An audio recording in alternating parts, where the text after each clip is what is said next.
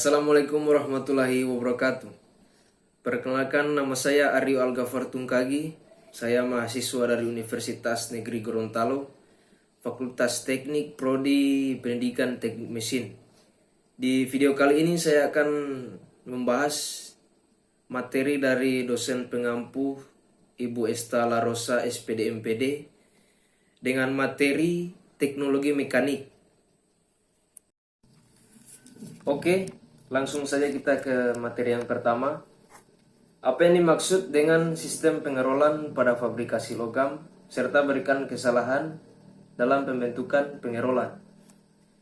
Pengerolan atau rolling yaitu proses pengukuran ketebalan atau proses pembentukan pada benda kerja atau material logam yang panjang.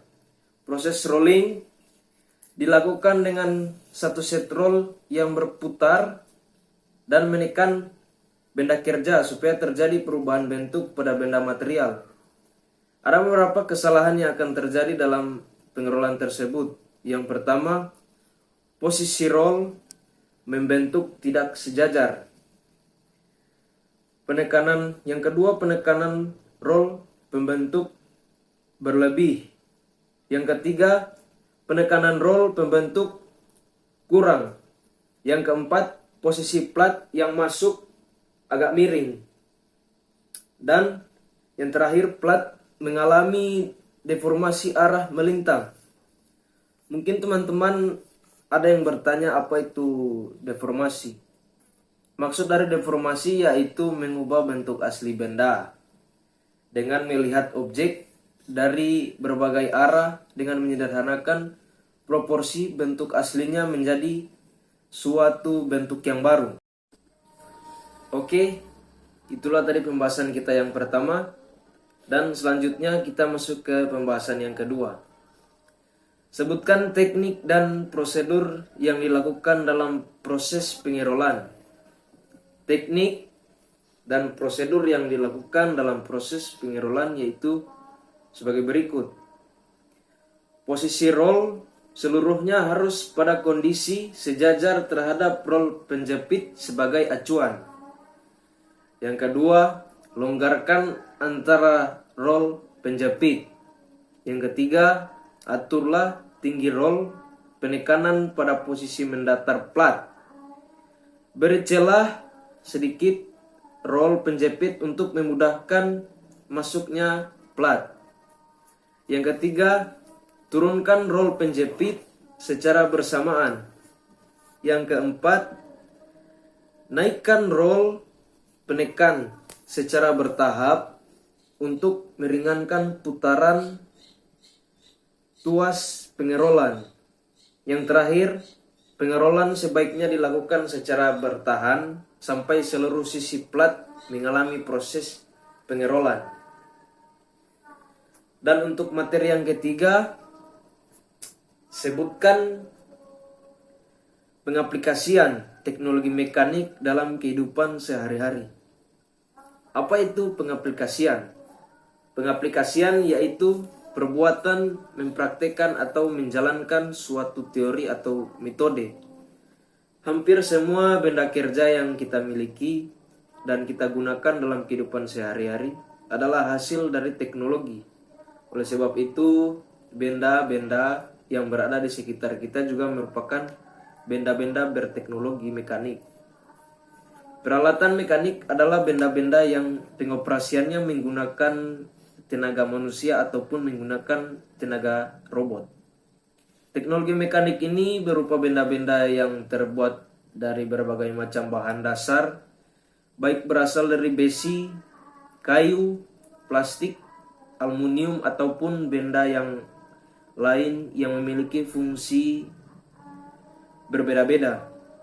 Contohnya benda yang kita pakai sehari-hari yaitu solder yang biasa digunakan dalam merakit benda-benda elektronik, atau benda-benda seperti obeng atau kunci yang biasa kita gunakan di bengkel atau di perusahaan industri. itulah materi yang ketiga, dan selanjutnya kita masuk ke materi yang keempat atau materi yang terakhir. Sebutkan teknik dasar pembentukan logam beserta fungsinya. Sebelum kita membahas macam-macam proses yang ada di dalam pembentukan logam, sebaiknya kita memahami terlebih dahulu pengertian pembentukan logam itu sendiri, di mana proses ini dilakukan dengan memberikan gaya luar pada logam, sehingga terjadi deformasi plastis dan mengubahnya menjadi bentuk yang kita inginkan. Tujuan utama dari pembentukan logam ini bukan hanya mengubah bentuk benda kerja menjadi bentuk sesuai keinginan, namun proses pembentukan logam ini juga dilakukan sebagai upaya memperbaiki sifat benda kerja dengan melakukan perbaikan pada struktur mikronya. Nah, ada beberapa poin penting tentang proses dan fungsi dari teknik dasar pembentukan logam. Yang pertama, proses pengecoran atau casting yang berfungsi untuk mencairkan logam dalam pembuatan produk. Yang kedua, proses pemesinan atau matching berfungsi sebagai pembentukan gram atau chip akibat dari perkakas atau tools yang dipasang pada mesin. Yang ketiga, proses pembentukan logam atau metal forming. Nah, proses metal forming ini berfungsi untuk mengubah bentuk logam dengan memberikan gaya luar sehingga terjadi deformasi. Yang keempat, proses pengelasan atau welding, yaitu berfungsi untuk menyambungkan material dan menambahkan material. Yang kelima, proses perlakuan panas atau heat treatment berfungsi untuk mengkombinasikan dari proses pemanasan yang akan ke proses pendinginan. Yang keenam atau yang terakhir, surface treatment berfungsi untuk menerapkan atau mengubah karakteristik pada logam bagian permukaan. Oke, itulah tadi beberapa materi yang saya bahas pada video kali ini. Dan jangan lupa like, komen, dan subscribe di video saya ini. Apabila ada yang kurang atau yang ingin ditambahkan, silahkan. Dan saya akhiri. Wabillahi taufiq wal hidayah. Wassalamualaikum warahmatullahi wabarakatuh.